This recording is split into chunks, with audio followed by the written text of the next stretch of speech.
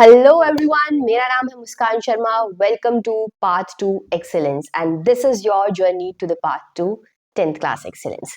चलिए बात करेंगे, बिल्कुल एंड ऑफ चैप्टर में पहुंच चुके हैं। सिर्फ 2 ही टॉपिक्स करेंगे हम इस वीडियो के अंदर। प्रिंट कल्चर का इम्पैक्ट फ्रेंच रेवोल्यूशन पे क्या होता है और प्रिंट कल्चर कैसे भारत में नेशनलिज्म को एनकरेज करता है, या फिर प्रिंट की सेंसरशिप की बात करेंगे। ठीक है भारत में। चलिए जल्दी से बात करते हैं विदाउट वेस्टिंग टाइम। इससे पहले सारी पूरे चैप्टर की वीडियोस आपकी डल चुकी हैं, जिसमें हमने कंपैरेटिव स्टडी से हर एक पॉइंट को पढ़ा है। ठीक है, इंडिया और यूरोप की कंपैरिजन से पढ़ा है, तो देखना मत भूलिएगा। Print culture and the French revolution एक अच्छा क्वेश्चन बनता है। 3 ही पॉइंट्स आपकी बुक में दे रखे हैं, उन तीनों पॉइंट्स को ही मैंने कंसाइज करके आपको बताना है यहाँ पर। अकॉर्डिंग टू मेनी हिस्टोरियंस, बहुत सारे हिस्टोरियंस के अकॉर्डिंग जो प्रिंट कल्चर है उसने ऐसी कंडीशंस को एस्टैब्लिश कर दिया गया था जिसकी वजह से फ्रेंच रेवोल्यूशन हुआ। देखिए ऐसा नहीं होता कि सिर्फ और सिर्फ फ्रेंच रेवोल्यूशन इस वजह से हुआ क्योंकि प्रिंट आ गया था। प्रिंट आने से हाँ उसे एक सपोर्ट मिल गया था, एक कंडीशंस क्रिएट करने में जरूर हेल्प करी थी। हम कैसे हेल्प करी फ्रेंच रेवोल्यूशन को लाने के अंदर? इस प्रिंट ने 3 तरीके से हेल्प करता है। पहला, प्रिंट आया तो लोगों के दिमाग में जो आइडियाज थे अब वो दूसरों तक पहुंचा पाए।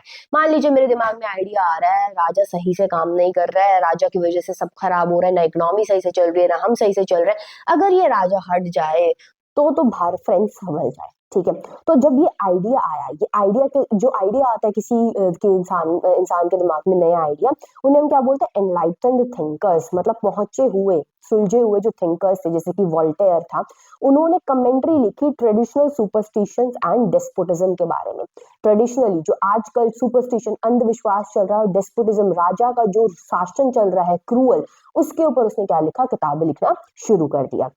और उन किताबों में उसने डिमांड करा कि रूल ऑफ रीजन होना चाहिए rather than that of the custom. Rule of reason मतलब शासन हो तो रीजन का, तर्क वितर्क का हो। कुछ चीज हो रही है तो इस कारण से हो रही है, ऐसे शासन करो ना। ऐसे क्या है, ये बस हमारी रीति रिवाज है, कुछ भी थोप दे रहे हैं, ऐसे कस्टम्स का शासन नहीं होना चाहिए। तो इसी वोल्टेयर ने अपनी किताबों के अंदर अथॉरिटी ऑफ चर्च को भी चैलेंज करा, यानी चर्च की पावर के ऊपर भी चैलेंज करा कि आप लोग गलत कर रहे हैं। और राजा का जो डेस्पोटिक रूल था, जो क्रूर शासन था, अपनी मन मर्जी जो चला रहा था, उस चीज को भी वोल्टेयर चैलेंज करता है। अब जब वोल्टेयर की ये बात रीडर्स अपनी किताब में पढ़ेंगे तो वो भी वर्ल्ड को, पूरे फ्रांस को एक नए तरीके से, एक नई आई से, एक नई नजरों से देखना शुरू कर देंगे। और जब वो इसको देखना शुरू कर देंगे, मान लो आज मैंने वोल्टेयर की किताब पढ़ ली, ओ राजस गलत कर रहा है, ओ चर्च गलत कर रहा है, तो मैं क्या करूंगी? मेरे को आएगा गुस्सा, और मैंने क्या करना शुरू करना है? मैंने दूसरे किसी अपने फ्रेंड के पास जाना है, उसको डिस्कशन करना शुरू करना है। अरे तुमने वोल्टेयर की वो किताब पढ़ी, कितना सही बताया है उस बंदे ने कि भाई किस तरीके से राजा हमारे साथ गलत कर रहा है, किस तरीके से हमारे साथ चर्च गलत कर रहा है, या बाकी लोग गलत कर रहे हैं। तो इस तरीके से सेकेंड पॉइंट है, print created culture of dialogue and debate. इसी प्रिंट ने डायलॉग और डिबेट का कल्चर क्रिएट करना शुरू कर दिया। जितने भी इंस्टीट्यूशंस, यानी जितनी भी संस्थाएं उस टाइम पे स्थापित थी, उस टाइम पे एग्जिस्टेंस के अंदर थी, उन सबको रीइवेल्युएट किया गया। रीइवेल्युएट का मतलब उन सबके ऊपर फिर से सोचा गया कि क्या ये संस्थाएं सही है, होनी चाहिए, या इनमें कोई सुधार होने चाहिए। तो जितनी भी एग्जिस्टिंग आइडियाज, एग्जिस्टिंग सोच थी, बिलीफ थे, उन सबको क्वेश्चन करना शुरू कर दिया गया। ये लोगों ने डिस्कस करना शुरू कर दिया। और यही जब नए आइडिया सब लोगों के पास आएंगे तो इससे क्या आया उस टाइम पे? रेवोल्यूशन की क्रिएशन। जो रेवोल्यूशन की सिचुएशन है, फ्रेंच रेवोल्यूशन के लिए जो बैकग्राउंड है वो सेट हो गया। तो मतलब आइडियाज तो लोगों के दिमाग में पहले ही थे। अब प्रिंट ने क्या हेल्प करा? प्रिंट ने जिस इंसान के दिमाग में आइडिया था उससे दूसरे तक पहुंचाया, जैसे वोल्टेयर ने पहुंचाया। अब एक के पास पहुंचा तो फिर लोगों ने डिस्कस करना शुरू कर दिया, और डिस्कस करना शुरू करेंगे तो क्या करेंगे? रेवोल्यूशन को स्टार्ट करेंगे।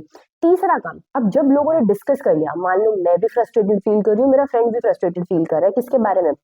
कि भाई राजा गलत कर रहा है, तो हम क्या करेंगे? अपनी भड़ास कैसे तो निकालेंगे। आजकल आप लोग सोशल मीडिया पे पोस्ट कर देते हो, उस टाइम पे क्या करते थे? किताबों में या फिर न्यूज़पेपर्स में उसके कार्टून्स बनाए जाने लग गए, राजा के रूल के कैरिकेचर्स बनाए जाने लग गए। अब कार्टून्स और कैरिकेचर्स में क्या डिफरेंस है, हम पहले भी डिस्कस कर चुके हैं, बट अगर आपने नहीं देखा तो एक बार रिपीट कर लेते हैं।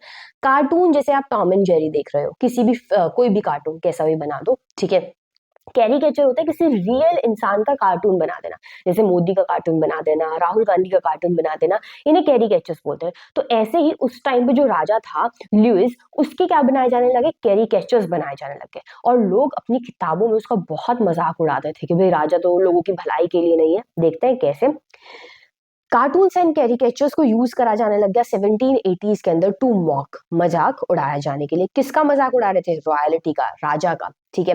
क्रिटिसाइज देयर मोरालिटी, उनका जो मोरालिटी है, उनका जो नैतिकता है कि तुम सही नहीं कर रहे, उसका बहुत ज्यादा मजाक उड़ाया जाता था। कैरिकेचर्स ये दिखाते थे monarchy absorb only in the sensual pleasure, monarchy सिर्फ और सिर्फ अपने प्लेजर तक की सोचती है, सिर्फ और सिर्फ अपने इंटरेस्ट की, कि भाई उसको अच्छा फील हो, ठीक है, अपने अच्छे फील होने तक की सोचती है।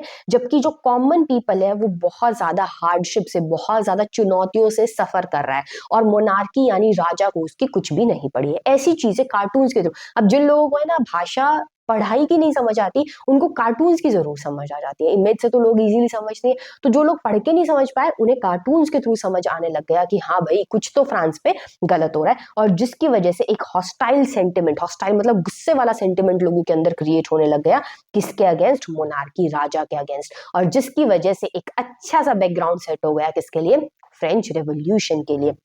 तो पीपल जो थे उनको डायरेक्टली नहीं इन्फ्लुएंस करा, बट इनडायरेक्टली कहीं ना कहीं प्रिंट ने इनके आइडियाज को दूसरों तक पहुंचाया, और प्रिंट ने ये पॉसिबिलिटी फ्रेंच रेवोल्यूशन को बनाने की एस्टैब्लिश करी। तो अगर आपसे पूछा जाता है प्रिंट का क्या इम्पैक्ट पड़ा फ्रेंच रेवोल्यूशन पे, तो 3 इम्पैक्ट्स है। सबसे पहले आइडिया सर्कुलेट करा, आइडिया सर्कुलेट करेंगे तो लोग डिबेट करेंगे, डिस्कशन करेंगे, और तीसरा उसको एक्शंस में लेके आएंगे, कार्टून्स और कैरिकेचर्स के थ्रू लेके आए, जिससे कि लोगों के अंदर गुस्सा और बढ़ा। होपफुली आपको ये टॉपिक समझ आया होगा। अब हम next topic and the last topic of the whole chapter and this session, इसकी तरफ चलते हैं।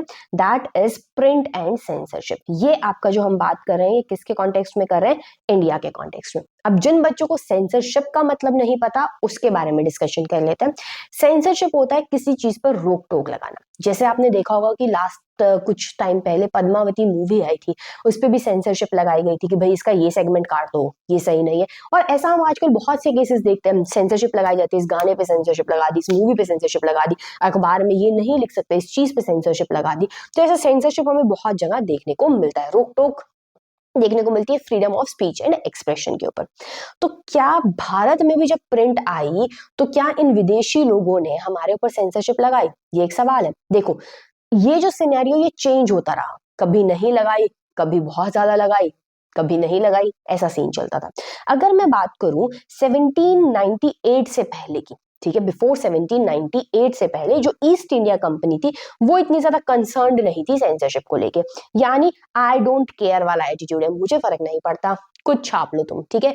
लेकिन किससे पहले, 1798 से पहले ईस्ट इंडिया कंपनी को कोई फर्क नहीं पड़ रहा था। ईस्ट इंडिया कंपनी उस टाइम पे सिर्फ, ये ईस्ट इंडिया कंपनी है, ये सिर्फ और सिर्फ किन को रोकने की कोशिश कर रही थी, इन इंग्लिश लोगों को, दूसरे ही अपने जैसे लोगों को रोकने की कोशिश कर रही थी जो ईस्ट इंडिया कंपनी की बुराई कर रहे थे। मतलब इस टाइम पे ईस्ट इंडिया कंपनी भारतीयों को रोकने की कोशिश नहीं करती है, दूसरे अंग्रेजों को रोकने की कोशिश करती है जो ईस्ट इंडिया कंपनी के बारे में बुरा भला छाप रहे थे।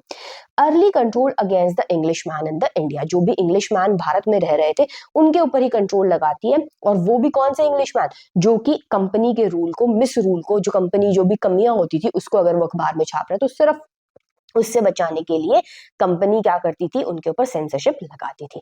Company fear same criticism in England against the trade monopoly in the India. क्यों कंपनी इन अंग्रेजों पे ही, ये कंपनी में भी अंग्रेज है, यहाँ पे भी अंग्रेज है, क्यों इन पे रोक टोक लगा रही है, लिख रहे हैं इसके मिस रूल के बारे में लिखते रहे, इसलिए लगा रही है बिकॉज अगर ये लोग, इंग्लिश ही लोग ईस्ट इंडिया कंपनी की बुराई लिखेंगे, तो जो कंपनी की मोनोपोली है, यानी जो अकेली यही सारा का सारा बिजनेस कर पा रही है भारत के साथ, हो सकता है और लोग भी बोले कि नहीं हम भी भारत में बिजनेस करने जाएंगे। तो इस चीज से डरते हुए ईस्ट इंडिया कंपनी शुरुआत में सिर्फ इंग्लिश लोगों को ही रोकती है छापने से कुछ भी, और किसी भारतीय को नहीं रोकती है, ठीक है, ओके।